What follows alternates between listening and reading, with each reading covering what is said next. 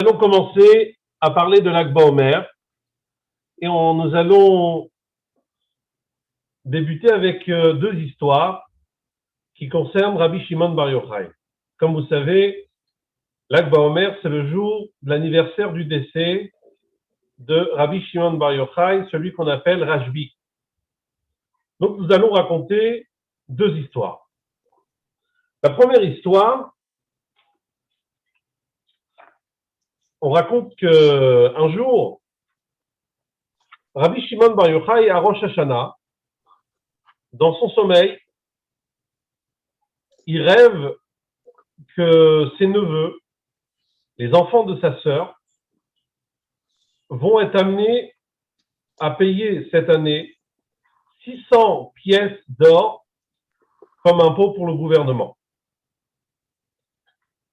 Alors Rabbi Shimon Bar Yochai, il s'est dit dans sa tête, la seule manière de pouvoir annuler, si on peut dire, ce décret,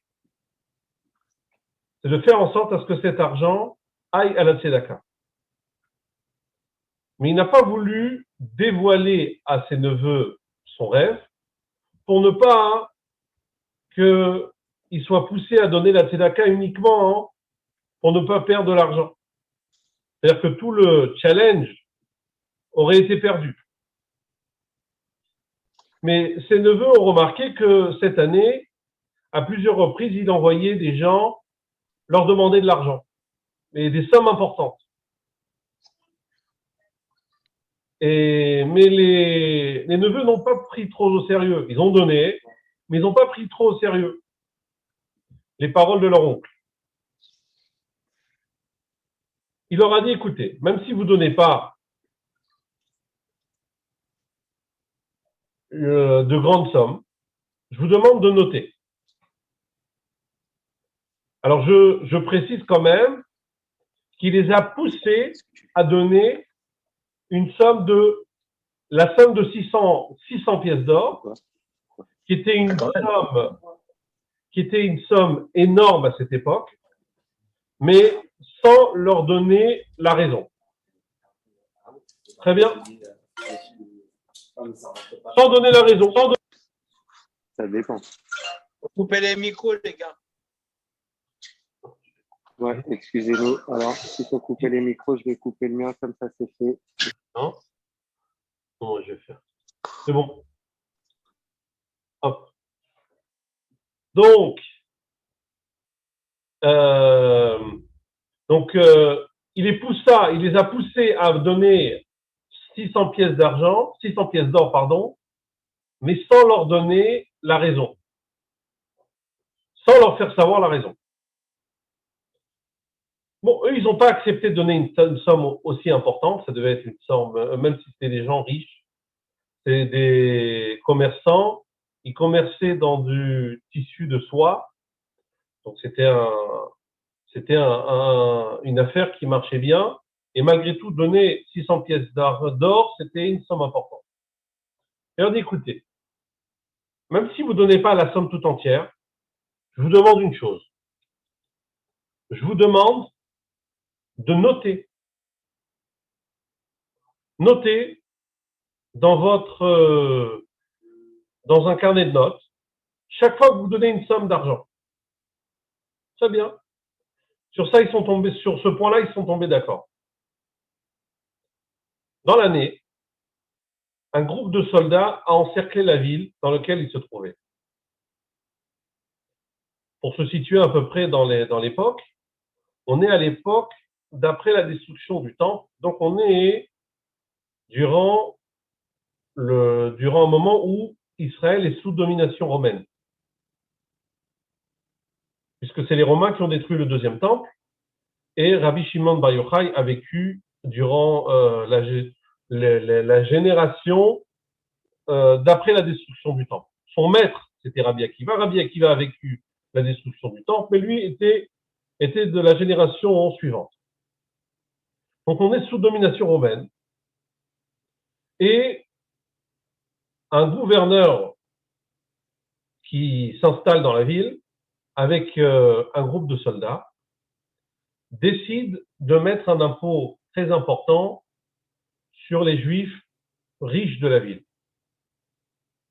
Et il exige justement de cette famille, des frères des neveux de Rabbi Shimon Bar Yochai, la somme de 600 pièces d'or. Et donc, eux, ils refusent de payer. Pour eux, il n'est pas question de payer une somme comme celle-ci à, si on peut dire un général ou un groupe de un général qui a sous lui un groupe de soldats d'une manière injuste. Mais concrètement, ils sont pris par les soldats, ils sont emmenés en prison. Donc les femmes, ils sont complètement affolées et ils vont voir l'oncle, le frère de leur belle-mère. Donc Rabbi Shimon Bar Yochai. Donc ils viennent le voir et ils racontent l'histoire. Et Rabbi Shimon Bar Yochai leur demande: est-ce que vous pouvez me ramener le carnet de notes?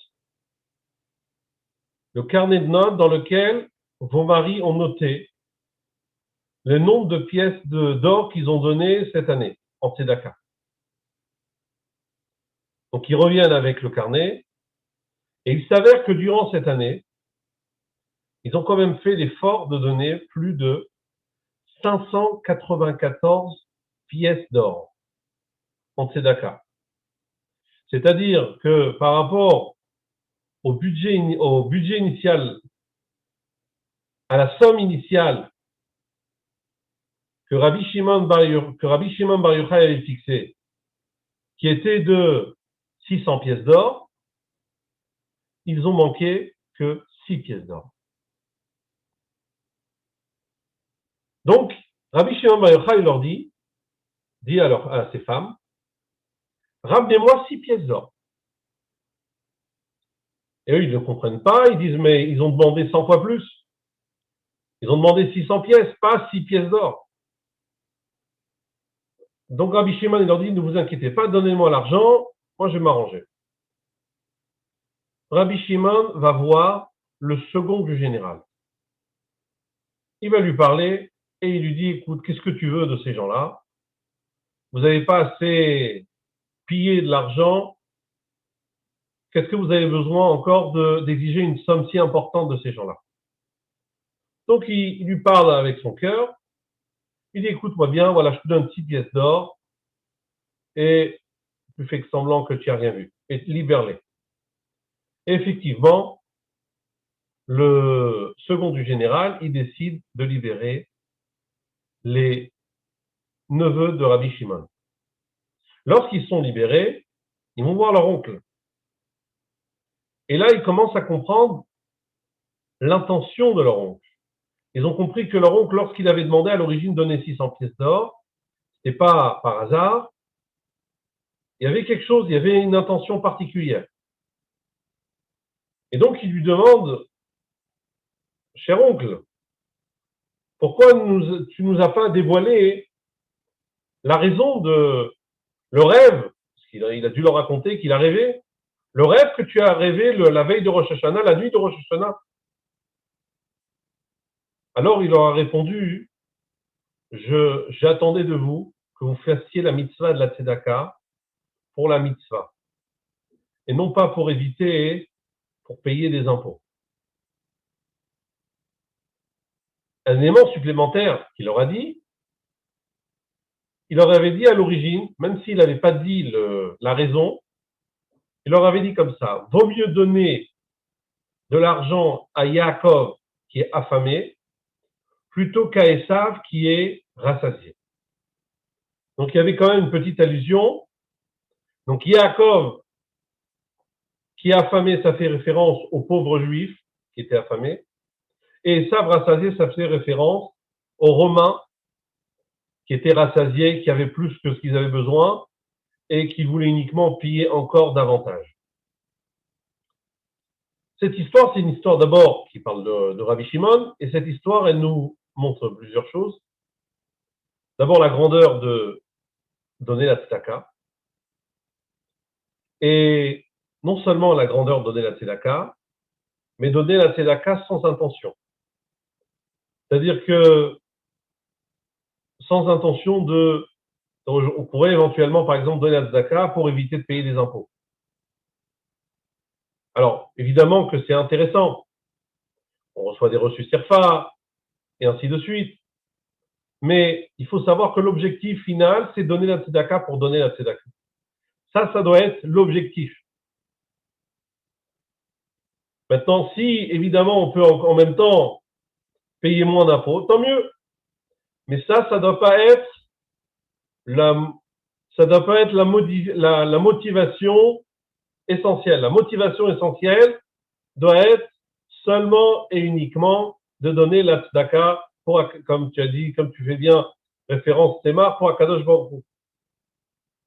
Donner, pour reprendre l'expression de Rabbi Shimon, donner à manger à Yaakov qui est affamé. Ça, c'est une première histoire. Une deuxième histoire. Deuxième histoire, c'est l'histoire d'un couple. Un couple qui vit heureux, qui ont une bonne situation financière, mais malheureusement qui n'ont pas d'enfants.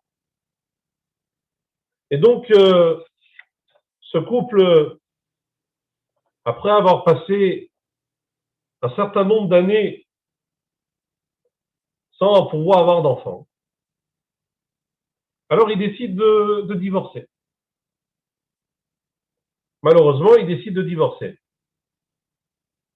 Et donc, ils vont voir Rabbi Shimon pour lui demander conseil. Que faire? Alors, Rabbi Shimon demande au mari, lorsque tu as épousé ta femme, est-ce que tu étais heureux? Le mari lui répond, évidemment. Quelle question? Alors, il dit, de même que tu as épousé ta femme, lorsque tu as épousé ta femme, tu l'as fait dans la joie, tu dois également te séparer de ta femme dans la joie, c'est-à-dire faire un festin. Et si on peut dire, célébrer ton divorce. Vous imaginez célébrer un divorce? Drôle d'idée. Alors le mari est étonné, le couple est étonné de ce conseil, qui est complètement bizarre. Et malgré tout, Rabbi Shimon a dit, on s'exécute. Et donc sa femme, elle a préparé un beau repas, et ensemble, ils ont mangé le repas. Ensemble, ils ont décidé de manger le repas pour se séparer. Le fameux bon repas pour se séparer. Très bien. Lors du repas, évidemment, le mari boit. Vous pouvez imaginer pourquoi. Et à un moment, le mari dit à son épouse,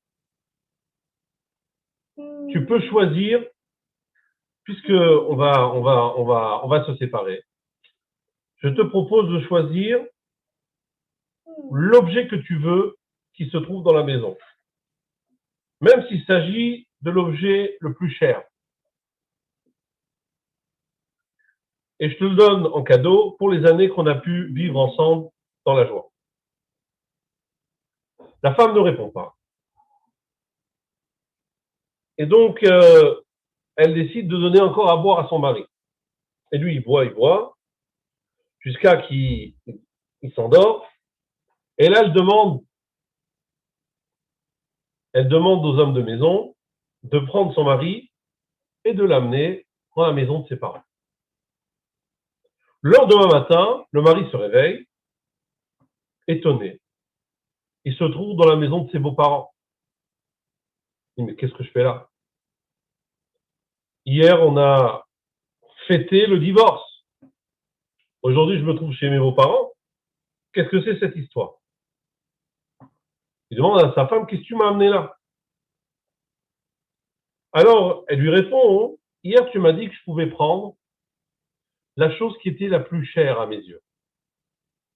Et donc, comme tu es, on va dire la chose, mais tu es l'être le plus cher à mes yeux, le plus cher à mon cœur, j'ai décidé de te ramener avec moi chez mes parents,